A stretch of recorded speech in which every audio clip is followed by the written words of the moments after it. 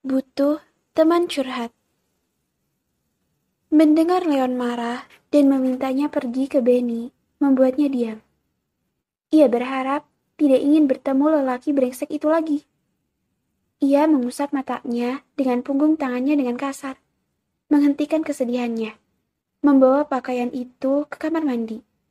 Ia melihat ke atas, ke arah plafon, berpikir akan kabur lagi dari Leon, seperti yang ia lakukan di rumahnya tadi. Ia lari beberapa kali dari Leon. Tetap saja, ia bisa ditemukan. Mendekati kaca, ia menduga pria si kulkas 2 pintu itu meletakkan semacam penyadap di tubuhnya. Ia mengarahkan tubuhnya ke arah pantulan kaca, memeriksa setiap sudut dari tubuhnya. Tetapi, tidak ada benda asing yang menyangkut di tubuhnya. Tidak ada celah di kamar mandi untuk kamu melarikan diri. Cepatlah keluar. Suara datar lelaki itu membuatnya kaget. Lagi-lagi, Leon tahu apa yang ia pikirkan. Hara buru-buru keluar dari kamar mandi. Apa dia penyihir atau dukun? Kenapa bisa tahu apa yang aku pikirkan? Gumam Jovita. Keluar dari kamar mandi, Leon sudah menyiapkan makan malam. Jovita menatap wajah dingin itu.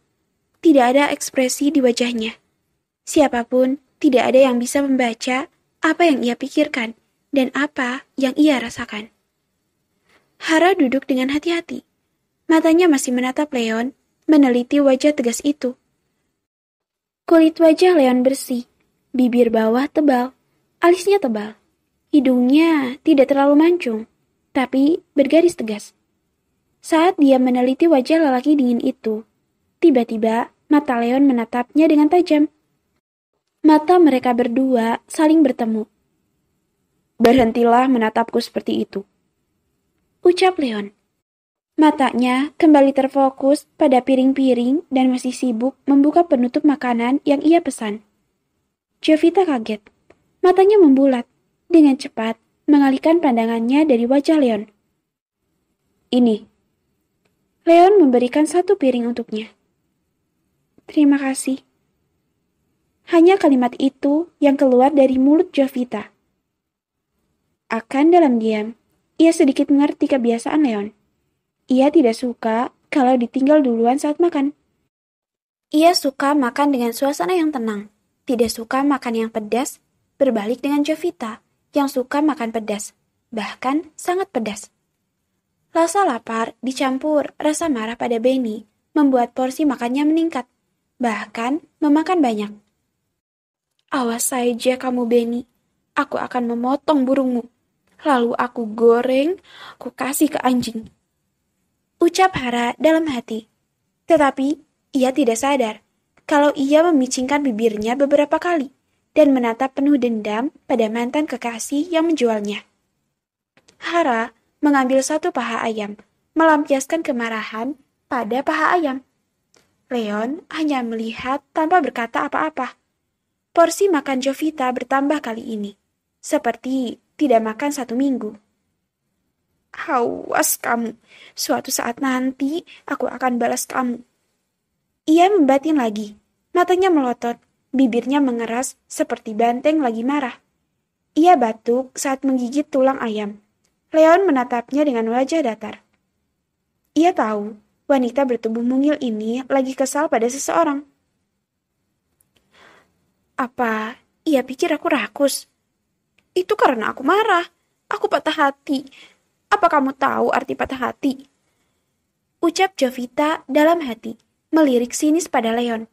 Masih dalam gaya kesalnya, ia memakan paha ayam. Makan hingga mulutnya penuh. Ia terbatuk lagi. Leon tersenyum kecil melihat ulahnya. Ini satu pencapaian yang luar biasa, karena bisa membuat lelaki dingin itu tersenyum. Dan ini pertama baginya. Ia tidak pernah tertawa selama mereka bersama. Leon menyodorkan gelas minum padanya saat ia terbatuk-batuk. Apa bos tertawa? Saya sudah bilang, jangan panggil bos. Terus, aku harus panggil apa? Panggil saja aku bajingan. Ujar Leon mengalihkan tatapan matanya ke arah lain. Terserah. Ujar Jovita menyudahi makannya. Ia membereskan piring-piring bekas makan mereka. Leon menyibukkan dirinya di depan laptop. Ia tidak bicara apapun dan tidak bilang apapun pada Jovita. Dan tidak mengungkit waktu ia melarikan diri.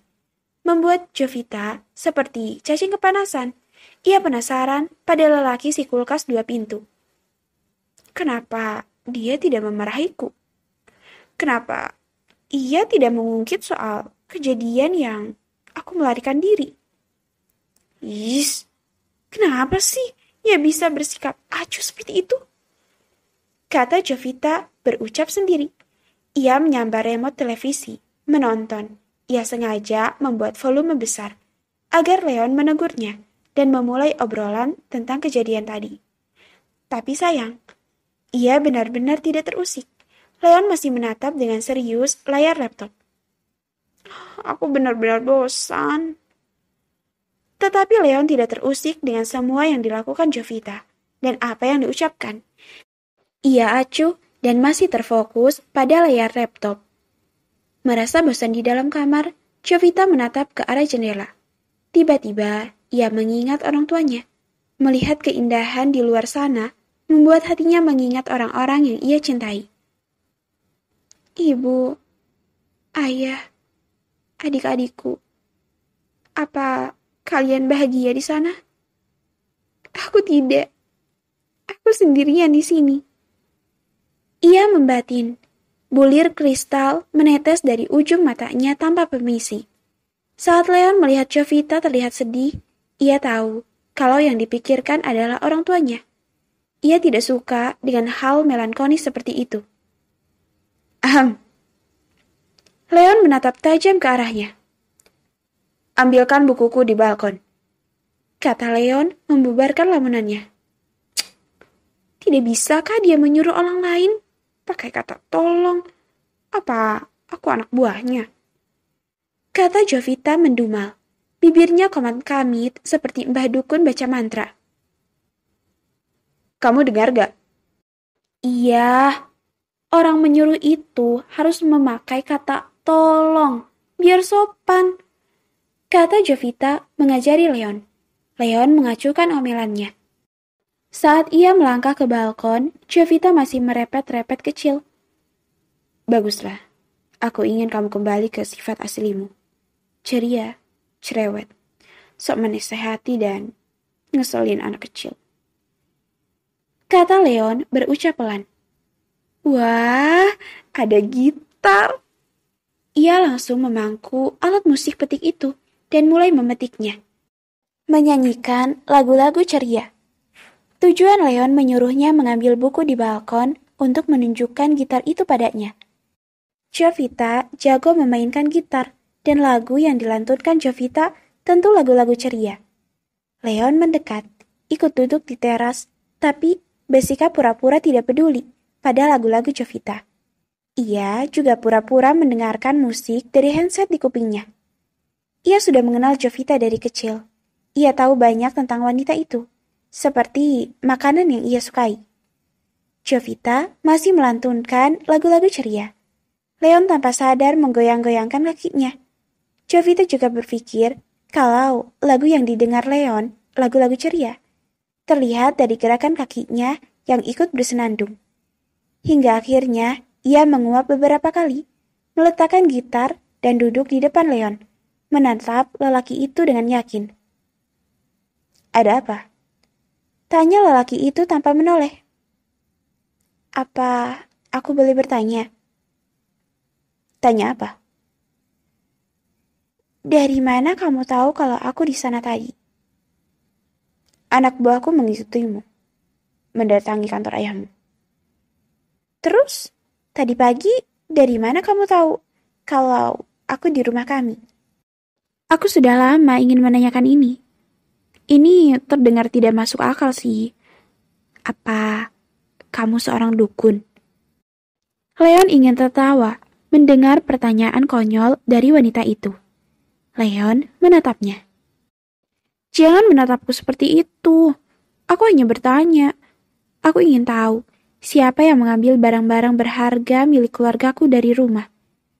Saat aku melihatnya, semuanya sudah tidak ada lagi. Kata Jovita, matanya berkaca-kaca. Mereka tega sekali mengambil barang-barang orang yang sudah tiada. Aku berharap ibuku mendatangi orang-orang yang mengambil perhiasannya. Apa kamu bisa menerawang siapa yang mengambilnya? Kata Jovita terdengar tulus, tapi terlihat konyol karena ia menganggap Leon seorang dukun. Aku bukan dukun. Aku tidak ingin mendengar curhatan. Pergilah ke sana. Kata Leon. Tapi aku tidak punya siapa-siapa lagi untuk teman berbagi. Tidak bisakah kamu, temanku, curhat sekali ini saja? Dadaku sakit. Aku ingin mengeluarkan semua yang ada dalam otakku. Kata Jovita, berharap Leon tergugah dan mau mendengar curhatannya.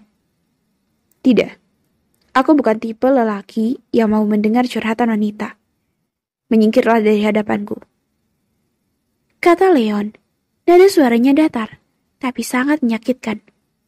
Jovita menarik napas panjang. Ia benar-benar butuh seseorang untuk teman untuk bertukar pikiran.